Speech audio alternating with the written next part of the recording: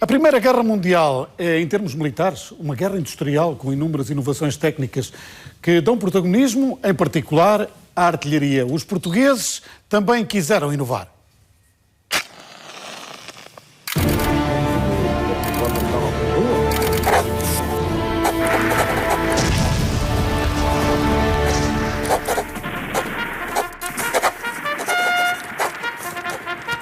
Há que apelar ao espírito do fogo, ou dito de outro modo, a artilharia conquista e a infantaria ocupa.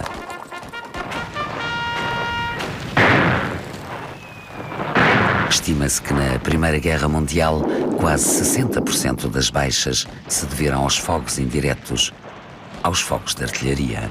A Primeira Guerra Mundial é o corolário do chamado capítulo das guerras industriais, em que a artilharia, como resultado dos desenvolvimentos da indústria, aplicados à atividade militar, tem grande expressão. Esta artilharia é uma artilharia desde o apoio às pequenas unidades até a artilharia pesada e superpesada. É nesta altura que surgem os materiais de tiro rápido, em português, materiais com ligação elástica, o que permite a esta 75mm francesa ter uma cadência máxima de 15 tiros por minuto. É a primeira peça a dispor deste modelo de recuo hidropneumático. Quer isto dizer que após o tiro, a peça se mantém na mesma posição, sem ser necessário corrigir a pontaria. De resto, ao nível das munições também, uma evolução que os alemães são também pioneiros, que é a utilização de granadas de gases. A artilharia a disparar granadas de gases. No teatro de guerra existe um posto de observação avançado que comunica o seu pedido para um posto central, o qual, por sua vez, dá ordem de tiro às baterias. Esta peça de 75mm tinha já um alcance máximo de 8.500 metros e era operada por 6 homens, sendo necessários 6 moares ou mulas para a sua deslocação. Os animais eram alvos a abater por forma a suprimir a mobilidade da artilharia. Mestre Sousa Lopes exprimiu bem no seu quadro exposto no Museu Militar de Lisboa.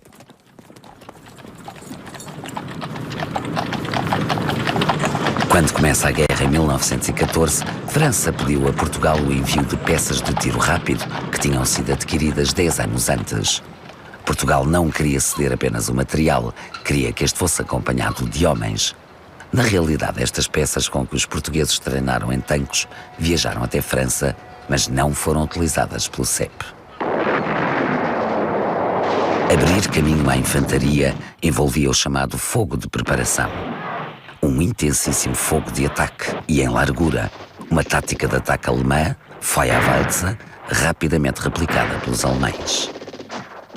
Outras novidades usadas na frente, a metralhadora pesada Vickers com uma cadência de 500 tiros por minuto e a Lewis, uma metralhadora que os portugueses batizaram de Luizinha.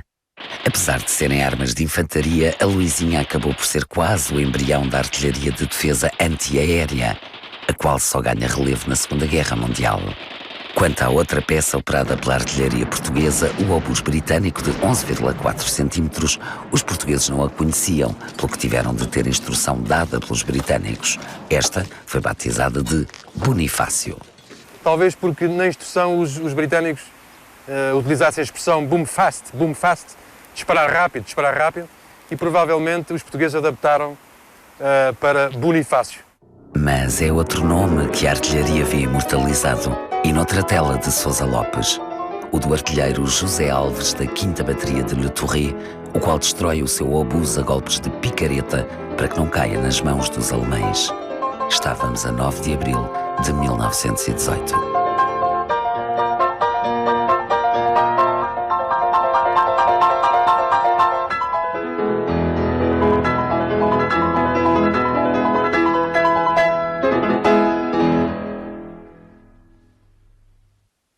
E tenho aqui na mão o livro de Maria José Oliveira, cheinho de postais. Bem-vinda.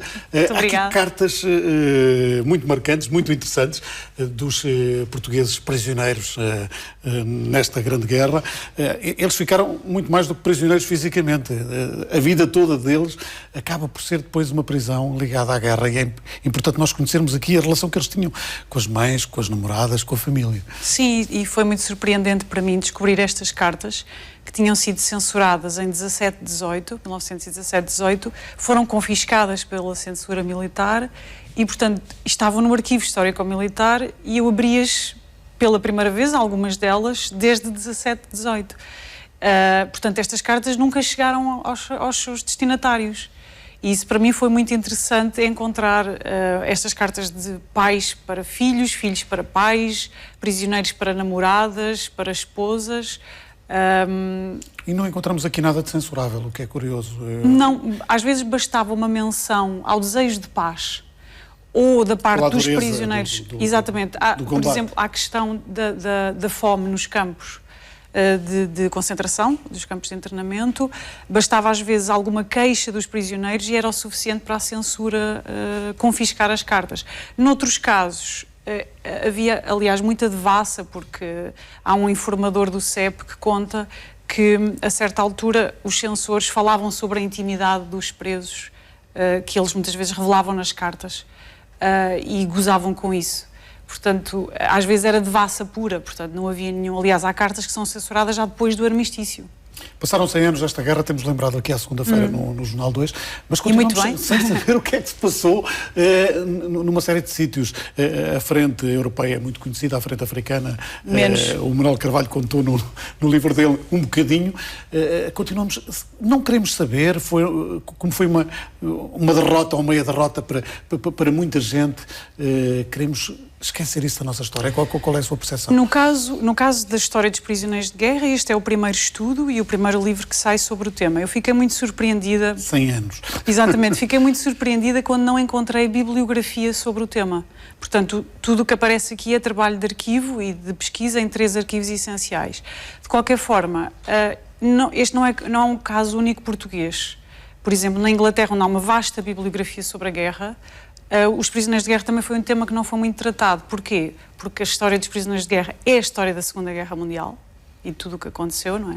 Dos campos de extermínio, e a quantidade de jovens e de toda uma geração que foi perdida em Inglaterra, que morreu, foi tanta, foram tantos milhões de mortos que se esqueceram um bocadinho os prisioneiros. No nosso caso, há muita bibliografia já começa a aparecer na área da história militar, sobretudo, na questão militar. Nesta dos prisioneiros, para mim foi uma surpresa, mas eu espero ter contribuído para as pessoas conhecerem um bocadinho melhor, porque o meu avô paterno também foi prisioneiro de guerra e foi a partir dessa investigação que eu fiz da vida dele que cheguei a este livro.